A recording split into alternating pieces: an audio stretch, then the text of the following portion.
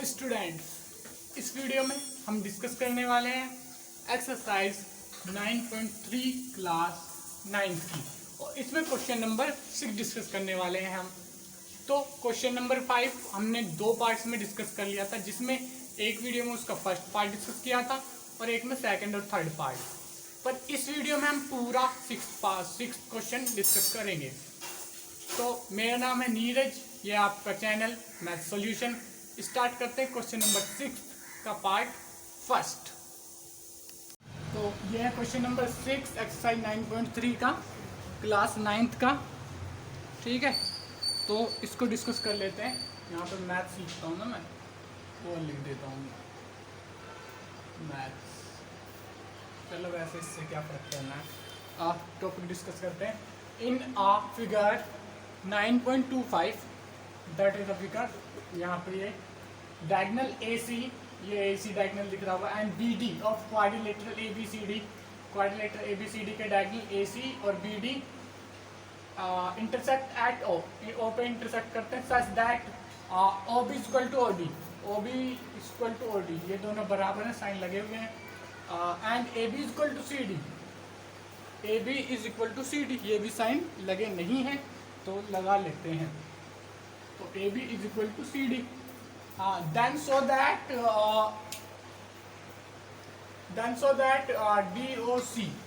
DOC and area of AOB, area of DOC and area of AOB is equal। ठीक है, तो ये proof करना है हमें। तो स्टार्ट करते हैं solution part first. First of all सबसे पहले क्या करना है, इन ट्रायंगल इसमें draw a perpendicular, draw perpendicular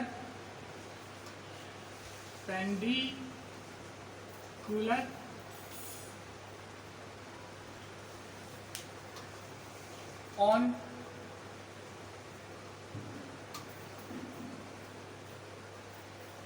AO and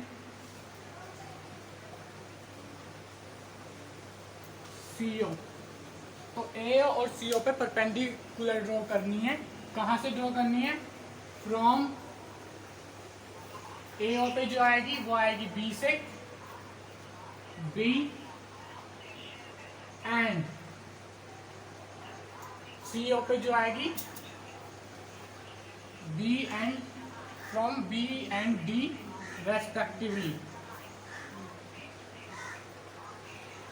तो एक परपेंडिकुलर ड्रॉ करनी है। ठीक है, तो परपेंडिकुलर अगर ड्रॉ करनी है तो यहाँ से पहले ड्रॉ कर देते हैं, लिख तो मैंने दिया है। तो B से जो ड्रॉ करनी है वो AO पे ड्रॉ होगी, ऐसे। ये हो गया भाई 90 डिग्री, इधर भी हो गया 90 डिग्री, ये। ठीक है, कंस्ट्रक्शन ब्लैक से करिए मैंने। फिर इस पे एक परपेंडिकुलर ड्रॉ होगी कुछ ऐसे, ये भी हो गया 90 डिग्री, तो ये भी हो गया 90 डिग्री। ठीक है, और इनको ठीक है, इन परपेंडिकुलर को नाम दे देते हैं कुछ, क्योंकि नाम के बगैर तो काम चलेगा नहीं। तो नेम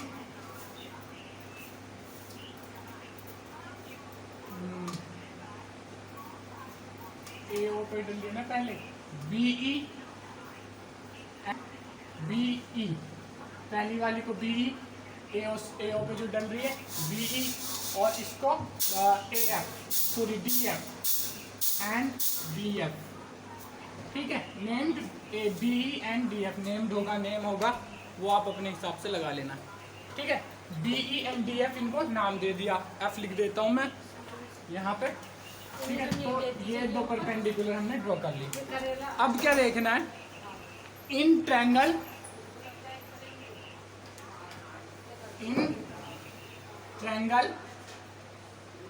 DOF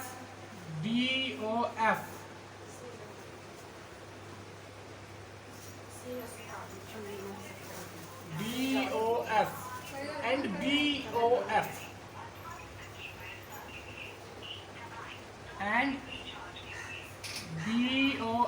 ठीक है, ये जो दो ट्रायंगल बन रहे हैं यहाँ पे, जो हम परपेंडिकुलर से बने हैं, ये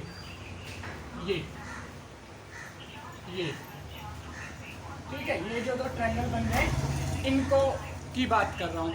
तो अब इनमें देखो, अगर इन दोनों ट्रायंगल में अगर आप देखोगे तो एंगल ई ओ बी या बी ओ ई, या इसको ही ले लो, angle D O F is equal to angle B O E है, ये बी ओ एफ नहीं है, B O E, angle B O E. कभी कभी लिखने में और इसमें थोड़ी सी गड़बड़ हो जाती है, तो इसको ध्यान रखा करो थोड़ा सा जो मैं बोलता हूँ, और समझने की भी कोशिश करो ताकि इजीली समझ में आ जाए। तो B O E equal to ये हो जाएगा, ठीक है। और उसके बाद क्या है, उसके बाद एंगल ये देख लो D F O, angle D F O is equal to, पहले साइड भी लिख सकते थे पर मैं पहले एंगल ही लिख रहा हूँ, D B O E, B E O, B E O, ठीक है, is equal to 90 degree, both 90 degree हैं। ये एंगल की इक्वल है डी ओ एफ और बी ओ ई, ये एंगल की इक्वल है, वर्टिकली अपोजिट है, चाहो तो लिख दूंगा, बट बाकी ये पता होनी चाहिए, अब तक तो पता चल जाने चाहिए थे, ठीक है, वर्टिकली अपोजिट, और ये 90 डिग्री है तो दोनों का इक्वल है। तो 90 डिग्री कहाँ से, फ्रॉम कंस्ट्रक्शन, तो फ्रॉम कंस्ट्रक्शन, ठीक है, फ्रॉम कंस्ट्रक्शन लिख देना, क्योंकि हमने दो ही परपेंडिकुलर करी थी, तो वो क्या होगी, वही होगी कंस्ट्रक्शन से, ठीक है। अब अगला क्या है, अगली जो चीज़ हमें देखनी है, अब इसमें देखो D O equal to B O, ये क्वेश्चन में दिया हुआ है, D O is equal to B O, कहाँ पे दिया भाई क्वेश्चन में, ओ बी इक्वल टू, वो लिख लो, ऐसे लिख लो, O B equal, O D equal to O D, अच्छा पहले बी ओ बी है, ठीक है, सही है, मैंने वो एंगल ही पहले लिया है, डी ओ एफ वाला, डी ओ एफ वाला पहले लिया है, ठीक है, तो इसको ही ले लेते हैं पहले, D O D is equal to O B, इससे कोई फर्क नहीं पड़ता, बाद में पहले से, तो ये as a question, as question में ही ये बराबर दिया, बल्कि अगर वैसे भी लिखते ना डी ओ ओ, उससे भी कोई फर्क नहीं पड़ता, ठीक है, ओ डी ओ बी लिखो, चाहे बी ओ बी लिखते ना, उससे भी कोई दिक्कत नहीं थी, पर थोड़ा तुम्हें समझ में आ जाए इसलिए मैंने ऐसे लिख दिया, ताकि एज इट इज क्वेश्चन का रहेगा तो समझ में इजीली आ जाएगा। तो ये बराबर हो गया, तो अब यहाँ से हम क्या कह सकते हैं, ये दोनों ट्रायंगल कॉन्ग्रुएंट हैं, ठीक है।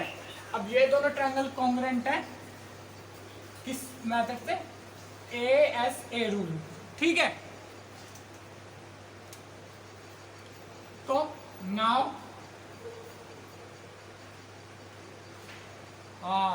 Triangle D O F is congruent to triangle B O E by a rule, ठीक है, यहाँ तक समझ में आ गया होगा, ठीक है। देख लो अब, अगर दिखाई तो दे रहा है ना, हाँ ठीक है, प्रॉपर्ली दिखाई दे रहा है। उसके बाद अब यहाँ पे क्या करना है, यहाँ पे करना है हमें, ये तो हो गया। अब इसके बाद क्या कह सकते हैं हम,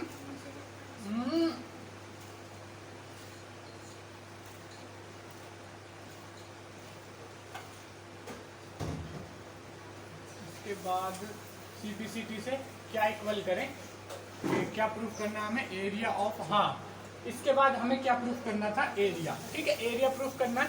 तो अब इसके सारे पार्ट बराबर होंगे, और एरिया, इस ट्रायंगल का एरिया करने के लिए, निकालने के लिए किस किस चीज का इंक्लूडन होगा, देखो, एक तो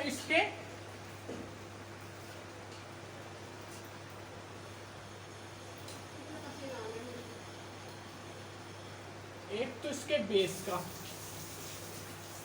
अरे ये चीज गलत हो गई है, हम परपेंडिकुलर इससे डालते हैं ना तो सही होता था, कोई दिक्कत नहीं, अब भी हो जाएगा। ठीक है, तो एरिया इक्वल करना है, तो ये दोनों कॉन्ग्रुएंट हैं, कॉन्ग्रुएंट है बाय एस रूल। तो हम क्या लिख सकते हैं, तो यहाँ पे ये लिख सकते हैं area of triangle BOF is equal to area of triangle BOE, क्योंकि ये एरिया बराबर होता है कॉन्ग्रुएंट ट्रायंगल का, दिख नहीं रहा होगा तो नीचे लिख देता हूँ। ठीक है, एरिया ऑफ ये triangle BOF is equal to area triangle BOE, और इसको डाल लेते हैं इक्वेशन 1। ठीक है, अब मैं बाकी का मिटाने वाला हूँ, तो जिसने नोट नहीं किया है फटाफट से नोट कर ले, तो मिटा रहा हूँ।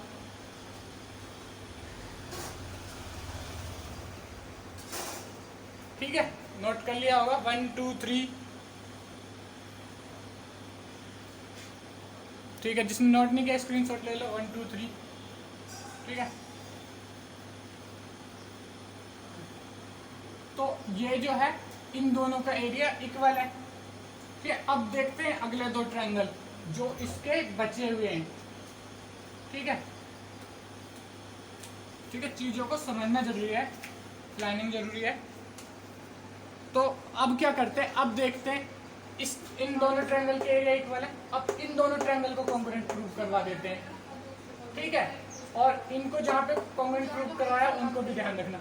अब इन दो ट्रायंगल को कॉन्ग्रुएंट प्रूव करवा देते हैं।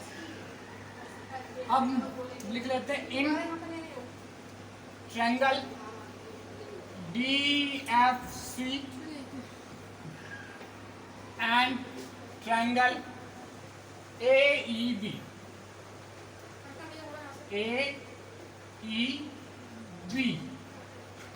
In triangle DFC and AEB। अब इसमें क्या है, अब क्योंकि यहाँ पे देखो, यहाँ पे हमने देखा था कि जब इस ट्रायंगल को इसके प्रूव करवाया था। ठीक है, तो अब चलो आगे बता दूंगा मैं। ठीक है, समझ में आ जाएगा। ये ट्रायंगल हमने कॉन्ग्रुएंट प्रूव करवाया था, उसके आगे से हम देखेंगे। अब इन ट्रायंगल ये और ये इसमें देखेंगे कि सबसे पहले जो बात मैं समझाऊंगा आपको, DF इज इक्वल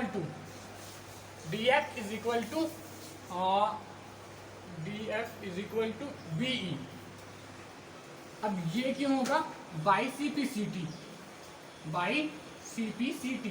और इसको आप पहले भी लिख सकते थे, पर मैंने यहाँ पे लिखवाया समझाने के लिए, ताकि इसकी क्यों कर रहे हैं भाई, वैसे ही अपनी मर्जी से खामोखा में इसको कर रहे हैं, और इसको क्यों नहीं करा, मतलब बाकी पार्ट्स को क्यों नहीं लिखा CP/CT से, इसी की, क्योंकि इसकी जरूरत इस ट्रायंगल में पड़ेगी, इस ट्रायंगल को कॉन्ग्रुएंट कराने में इसकी जरूरत पड़ेगी, इसलिए मैंने यहाँ पे लिखा है।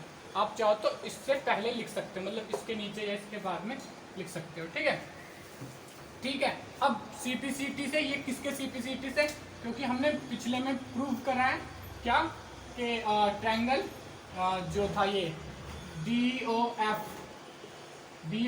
Congruent BOE, triangle DOF congruent triangle BOE, ये हमने प्रूव किया है, उसका ही ये पार्ट है, इस ट्रायंगल का पार्ट है, DOF का कॉरस्पॉन्डिंग पार्ट है ये दोनों, तो ये बराबर होंगे। ठीक है, उसके बाद DC इज इक्वल टू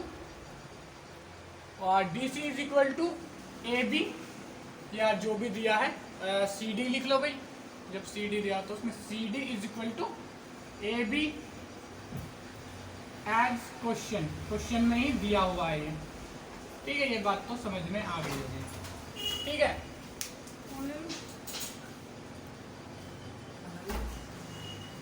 ठीक है, इनको मैंने थोड़ा रिदम उल्टी ऊपर नीचे कर दिए समझाने के हिसाब से, पर मैं इनको जो कॉन्ग्रुएंट है वो बता दूंगा किस हिसाब से लिखनी है। पहले आपको ये नहीं लिखना, ये आपको पीछे से लिख के लाना, फिर दोबारा लिखना है, वो बताता चलूंगा मैं। ठीक है, उसके बाद CD is equal to AB, ये क्वेश्चन में दिया। उसके अलावा एंगल DFC, ये आपको सबसे पहले लिखना था, equal to angle DFC is equal to BEA, BEA क्यों होना चाहिए? हाँ ये शायद यहाँ पे मैंने ये गलती करा है, DF is equal to BE, हाँ इसके क्रोस्पॉन्डिंग पार्ट तभी बनेंगे। ये इसको ट्रायंगल का नाम BEA रखो, ठीक है। ठीक है, तब देखो DF is equal to BE, आगे के दो लाइन CD कहाँ है? CD AB, हाँ अब क्रोस्पॉन्डिंग पार्ट आ रहे हैं ना, तो DFC is equal to BEA, दोनों 90 डिग्री के हैं, कंस्ट्रक्शन से ये भी, क्योंकि हमने बनाया ही परपेंडिकुलर था, ठीक है, हमने बनाया ही परपेंडिकुलर था। तो अब क्या लिख सकते हैं, तीन चीज बराबर कर दी, तो अब हम लिख सकते हैं triangle DFC is congruent to triangle BEA by R right angle, H hypotenuse, hypotenuse CD और AB, और एक साइड बराबर की है हमने DF और ये RHS रूल, ठीक है, बाई RHS रूल। तो RHS रूल से ये हो गया क्या, बराबर। अब क्या करना है, RHS रूल से तो ये सब हो गया बराबर, मतलब हो गया ये कॉन्ग्रुएंट। अब तो जब कॉन्ग्रुएंट एरिया का, कॉन्ग्रुएंट ट्रायंगल का एरिया बराबर होता है, ये पता ही है आपको, तो यहाँ पे लिख दो area DFC implies that area, और इसको 2 डाल देना, इसकी जरूरत आगे भी पड़ने वाली है। Area DFC is equal to area triangle, और मुझे याद ना रहे तो मैं ऐसे ही बोलूँगा डायरेक्ट, जहाँ पे मैंने प्रूव करवाया था, ठीक है, नंबर ध्यान नहीं रहेगा। तो DFC is equal to area of DFC is equal to area of BEA, area of triangle BEA। तो इसको डाल दो थर्ड।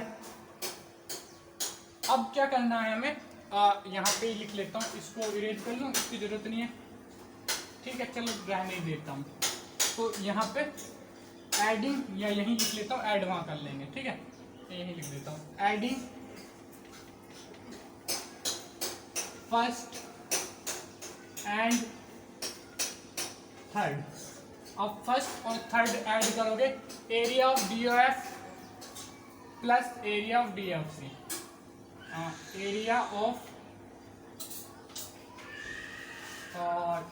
DOF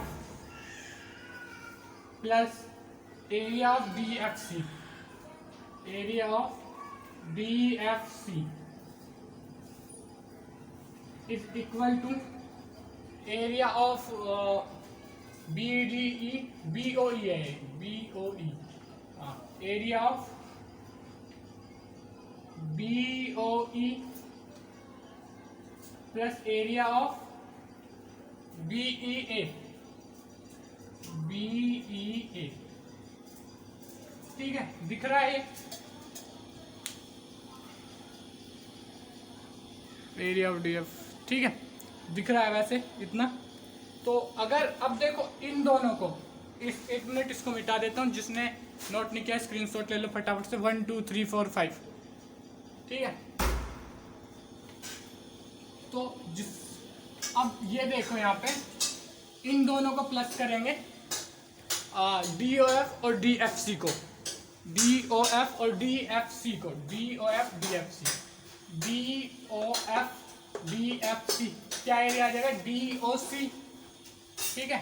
तो क्या आ जाएगा, इसको ही प्लस करके आगे की लाइन है, एरिया ऑफ DOC यहां से, ठीक है,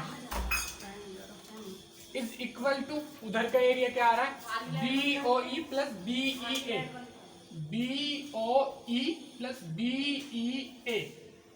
तो ये किसका एरिया बन रहा है, ये पूरा ये बन रहा है BOA का एरिया, ठीक है, या AOB का एरिया। तो इसको लिख लो area of triangle A O B. तो यहाँ पे हैंस प्रूफ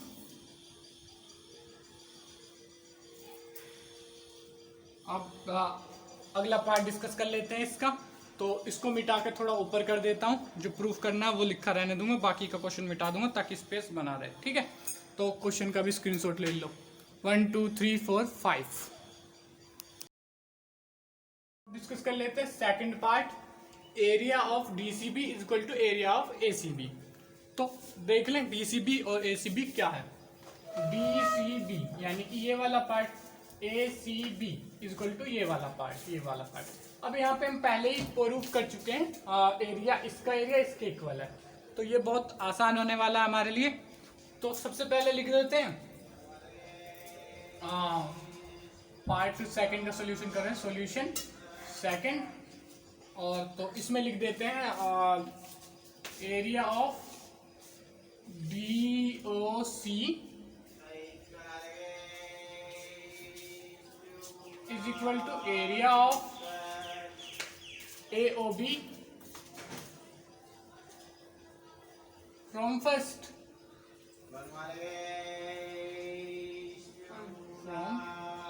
पार्ट फर्स्ट। ठीक है, ये हो गया। अब इसमें क्या करना है, बस कुछ नहीं, area of C O B ये लिख लो, इसका एरिया दोनों में इक्वल करके जोड़ दो। ठीक है, इसको डाल लो, कुछ भी डाल लो यहाँ पे दोबारा से, जो भी है अगला नंबर डाल लो। मैं 4 डाल लेता हूँ, मुझे ध्यान नहीं है मैंने कितने डाले पीछे। ठीक है, तो इसको 4 डाल लिया। तो अब लिख लो, यहाँ पे लिख लो area of C O B is equal to area of C O B, area of C O B. ठीक है, और इसको लिखोगे सेम ट्रायंगल, दोनों सेम ही ट्रायंगल है ना, area of C O B, ये और ये ट्रायंगल सेम ही है। ठीक है, अब इसको इसमें जोड़ दोगे तो इसका एरिया निकल जाएगा डी सी बी का, और इसको इसमें जोड़ दोगे तो इसका एरिया निकल जाएगा। और इस इक्वेशन का नाम दे दो तुम फिफ्थ। ठीक है, अब लिख दो यहाँ पे एडिंग फोर्थ एंड फिफ्थ। अब फोर्थ और फिफ्थ को ऐड करोगे तो क्या आने वाला है ये देख लेते हैं एक बार। तो यहाँ पे लिख लो area of B O C plus area of C O B is equal to area of A O B is plus area of C O B, दोनों साइड सी ओ बी का एरिया जोड़ दिया। चाहे ऐसे भी लिख सकते हो, both side at area of C O B, ऐसे भी मतलब ये इक्वेशन बनाने की जरूरत नहीं है, ऐसे भी लिख सकते हो। तो ये हो गया। तो देखो D O C, area of D O C plus area of C O B क्या बनेगा, area of D C B, ये बन जाएगा area of D C B is equal to, इसमें भी क्या बन जाएगा आसानी से तो देख ही सकते हो, area of A O B plus ये वाला सी ओ बी। ठीक है, ये बन जाएगा A C B, area of A C B. तो ये पार्ट प्रूव हो जाता है। इसके बाद हैंस प्रूव, हमने मतलब ऑलमोस्ट काम फर्स्ट पार्ट में जो करना था सारा काम कर दिया है, और कोई गुंजाइश नहीं है, और कुछ अब अलग से करना नहीं है, बस उसी के हिसाब से करते रहेंगे आगे। तो जिसने ये नोट नहीं किया स्क्रीनशॉट ले लो फटाफट, फिर उसके बाद अगला पार्ट डिस्कस करता हूँ मैं, पार्ट थर्ड 1 2 3 4 5। और जिसने बिल्कुल ही नोट नहीं किया वो फटाफट स्क्रीनशॉट ले। कुछ बच्चे स्क्रीनशॉट लेते हैं, कुछ नोट करते हैं पॉज करके, तो जिसने जो भी करना कर लो। ठीक है, मिटा रहा हूँ, पार्ट थर्ड डिस्कस करेंगे।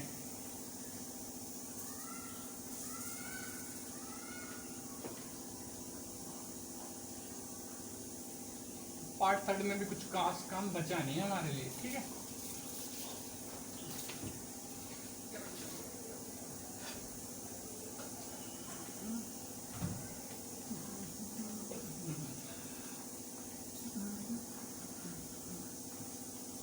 तो पार्ट थर्ड डिस्कस कर लेते हैं, ठीक है।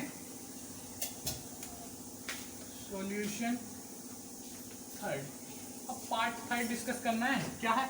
डी ए क्या D A is parallel to C B और A B C D is a parallelogram. तो ये प्रूफ करना है। तो देखो, अगर ये करेंगे ना तो दोनों एक ही बात है वैसे, पर ए बी अगर हम एक काम करें, सी डी और ये ए बी इक्वल दी हुई हैं, इनको पैरेलल प्रूफ कर दें तो पूरा ये पैरेललोग्राम बन जाएगा, जिससे डी ए और सी बी खुद ही पैरेलल हो जाएंगे, ठीक है। तो ऐसा कुछ करते हैं। तो अब देखते हैं, एक मिनट, हाँ ठीक है। Triangle D F C is congruent to triangle D F C is congruent to triangle BEA। ये सेकंड इक्वेशन थी मेरे फर्स्ट पार्ट की, सेकंड इक्वेशन पार्ट फर्स्ट की ये सेकंड इक्वेशन में लिखा है मैंने, ठीक है। तो आप भी ऐसे रेफरेंस डाल सकते हो, ठीक है। तो मतलब आपने जो नंबर डाला हो वो, ठीक है। तो ये सेकंड इक्वेशन थी पार्ट फर्स्ट की, जहाँ से ये आया। तो अब हम क्या लिख सकते हैं? एंगल DOC या लिख लो DCO, ये वाला एंगल DCO या DCO लिख दो। Angle DCO is equal to angle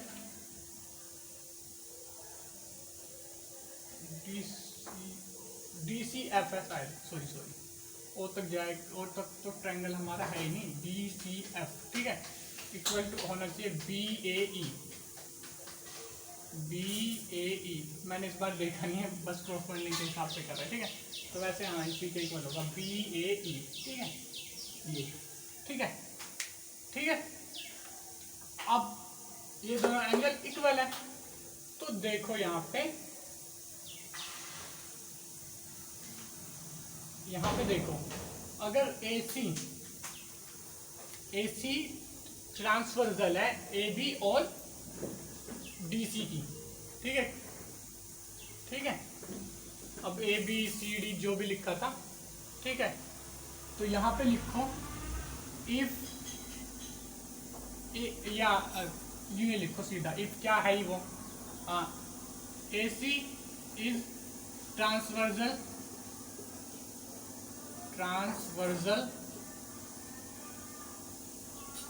between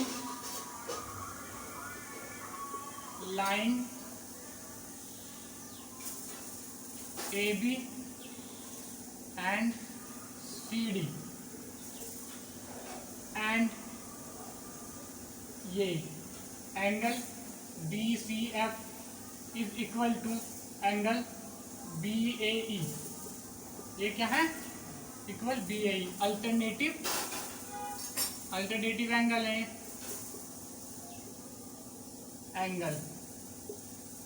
ठीक है।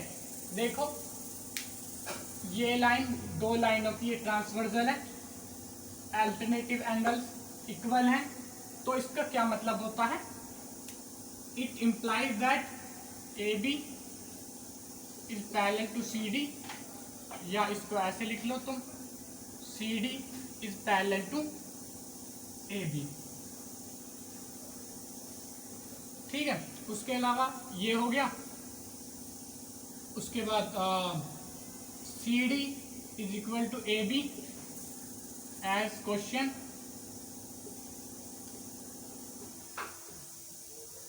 ठीक है। अब लाइन पैरेलल हो गई और इक्वल भी हो गई ये दोनों, ठीक है।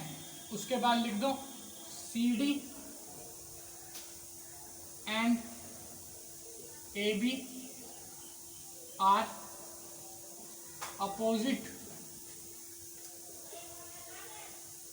साइड ऑफ क्वाड्रिलेटरल क्वाड्री लिख देता हूँ, वैसे भी स्पेलिंग में बार बार गड़बड़ होती है। Quadrilateral, opposite side of quadrilateral A B C D. अब ए बी सी डी की अपोजिट साइड है, ठीक है, ए बी सी डी की अपोजिट साइड है, तो इट इम्प्लाइज दैट अगर ये अपोजिट साइड है तो क्या होगा, so A B C D is a parallelogram,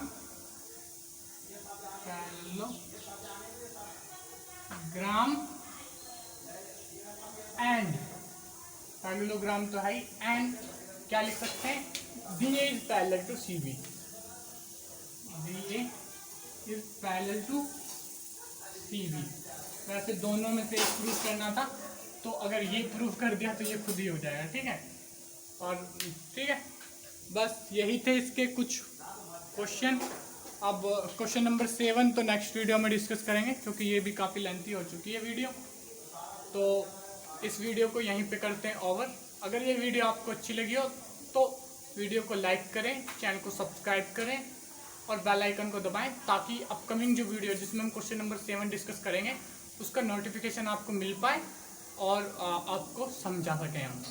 इसके अलावा अपने फ्रेंड्स के साथ शेयर करें ताकि उनकी भी हेल्प हो पाए। Thank you very much, thank you.